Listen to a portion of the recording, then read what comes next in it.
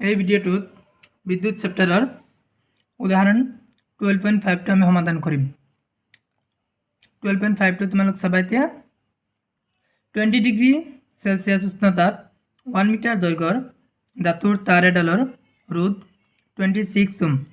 যদি তাৰডালৰ ব্যাস 0.3 মিলিমিটাৰ হয় তেন্তে সেই উষ্ণতা ধাতুৰ ৰোধকতা কিমান হ'ব? তালিকা 12.2ৰ পৰা পদাৰ্থবিদ কি হ'ব পাৰে উলিয়া।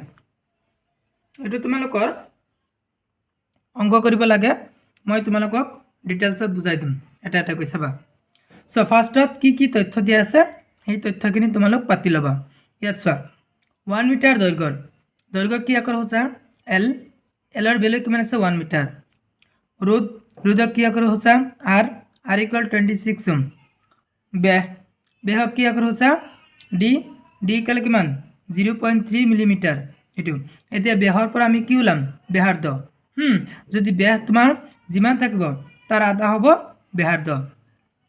তাৰ পিছত তোমাক কি ওলাব দিছে ধাতুৰ ৰোধকতা কি আকাৰ হৈছে ৰটো আমি ওলাম।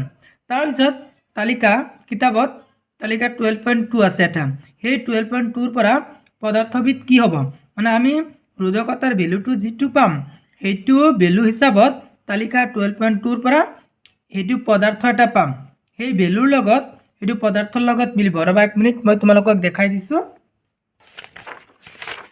ক'ত থাকিল।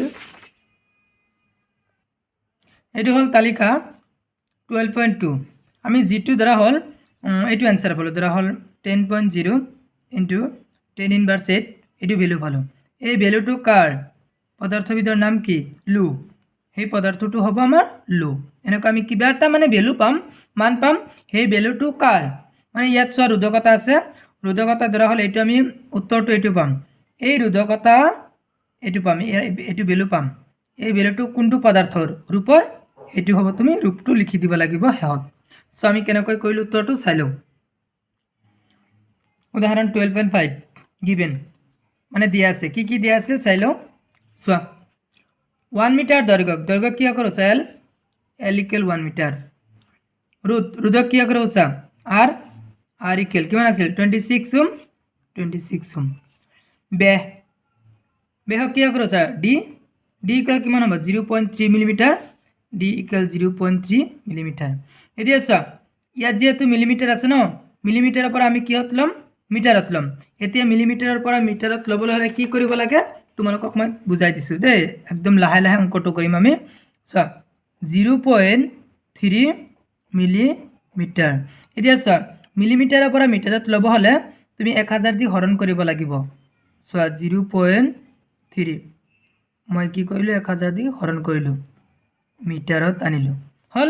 এতিয়া চোৱা দশমিকৰ ইফালে কি আছে এটা সংখ্যা আছে, সেই কাৰণে আমি কি কৰিব লাগিব 10 দি পূৰণ কৰিব লাগিব। চোৱা 0.3 ইনটু 10 ইয়াত 1000 ইনটু 10 হল। এতিয়া চোৱা যদি 0.3 আৰু 10 পূৰণ মানে কি হ'ব দশমিকটো উঠি যাব 03, তাৰ পিছত কি হ'ব 1 2 3 4 0 হ'ব। এতিয়া চোৱা 3 টু এইটো 0 ভ্যালু নাই, 3 টু থাকি গ'ল, ইয়াত কি 10 টু দি পাৱাৰ 4 হল। মানে এইটো 4 কিয় দিলো 0 কেইটা আছে 1 2 3 4 আছে। এতিয়া চোৱা 3 ইনটু 10 ইনভাৰ্স 4 এইটো লিখিব পাৰিম কিয় আমি ক্লাস 9 এটা সূত্ৰ পোৱা নাই a to the power m। এতিয়া এইটো কি হ'ব ইকুয়াল a ইনভাৰ্স m হল। ইয়াত চোৱা ঠিক তেনেকুৱা 3 টু আহিল, ইয়াৰ ওপৰত একো নাই মানে কি 1 বাই 10 টু দি পাৱাৰ 4। চোৱা এতিয়া নামি মানে কি এইটো 3 ইয়াত আহিল, ইয়াত একো নাই মানে কি 1 বাই 10 টু দি পাৱাৰ 4, ইয়াত 1 a to the power m a ইনভাৰ্স m, ঠিক তেনে 10 ইনভাৰ্স 4 হল।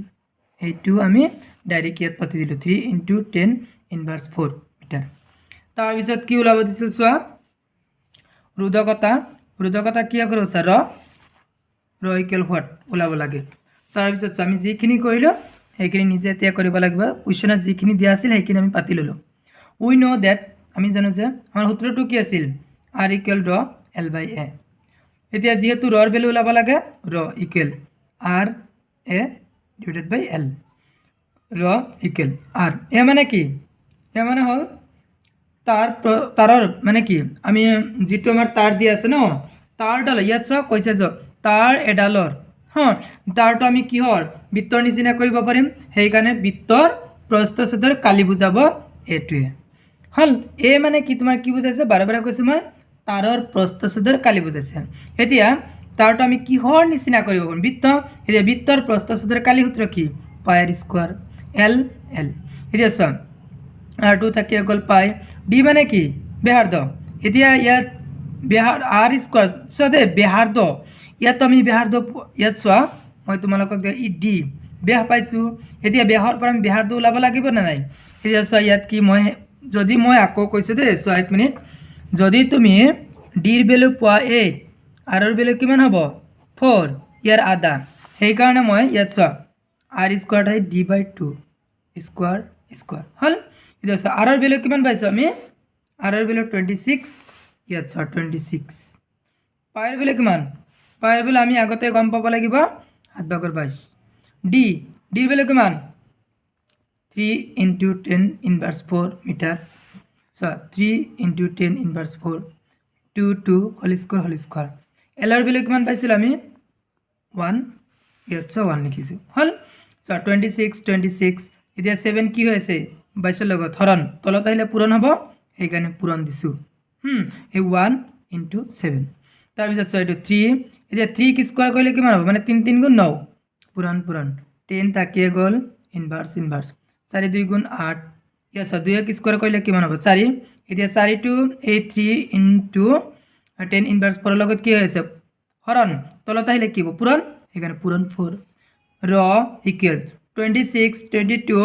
9 ক মই পূরণ কৰিছো 5148 পাইছো ইনটু 10 ইনভাৰ্স 8 1 * 7 * 4 কৰিছো 28 পাইছো এতিয়া মই 28 এ দি 5148 হৰণ কৰিছো কিমান পালো 183.85 পাইছো তাৰ পিছত ইয়াত চোৱা ইনটু 10 ইনভাৰ্স 8 ইয়াত চোৱা ইনটু 10 ইনভাৰ্স 8 এতিয়া ৰ এসা একক কি হ'ব ওম মিটাৰ এতিয়া চোৱা ৰ ইকুৱেল এতিয়া যেহেতু ইয়াত এটা দুটা তিনটা ঘৰ আছে সেইকাৰণে মই কি কৰিলো দুই ঘৰৰ আগত দশমিক বহাই দিলো চোৱা একৰ পিছত মই দশমিক বহাই দিলো ইয়াত দুটা আগুৱাই আনিছো না নাই সেইকাৰণে ইয়াত কেইটা 8 10 ইনভার্স 8 মানে কি ইয়াত 8 আছে 2 এটা দুটা 0 কমি যাব সেই কাৰণে ইনভাৰ্স 6 হৈ গল এতিয়া চোৱা 1.84 * 10 ইনভাৰ্স 6 ওম মিটাৰ